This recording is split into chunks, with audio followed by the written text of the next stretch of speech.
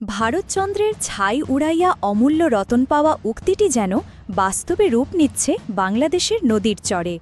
ব্রহ্মপুত্র ও যমুনা নদীর বালুতে মিলছে আন্তর্জাতিক বাজারে হাজার কোটি টাকার খনিজ জিরকন, ইলমেনাইট, রুটাইল, ম্যাগনেটাইট ও গার্নেট। এসব খনিজ মহাকাশচানক পারমাণবিক শিল্প, উচ্চ গ্রেড সিরামিক, ওষুধ শিল্প এবং পেট্রোলিয়াম প্রযুক্তিতে ব্যবহৃত হয়। কুড়িগ্রামের চরাঞ্চলে গবেষণায় ধরা পড়েছে প্রতিটি ১০০ টন বালু থেকে ২ টন খনিজ উত্তোলন সম্ভব। খনিজগুলো হিমালয় থেকে ক্ষয়প্রাপ্ত হয়ে নদী প্রবাহে এখানে এসেছে বলে মত গবেষকদের।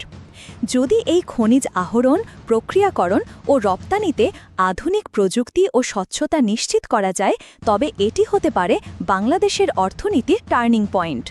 শুধু বৈদেশিক মুদ্রা অর্জন নয়, কর্মসংস্থানের এক বিশাল সুযোগ তৈরি হবে। তবে এই সম্ভাবনাকে বাস্তবে রূপ দিতে হলে চাই রাষ্ট্রীয় সদিচ্ছা, দীর্ঘমেয়াদী নীতি ও বিনিয়োগ বান্ধব পরিবেশ। এখন সময় এসেছে নদীর বালুতে লুকিয়ে থাকা রত্নকে জাতীয় সম্পদে পরিণত করার।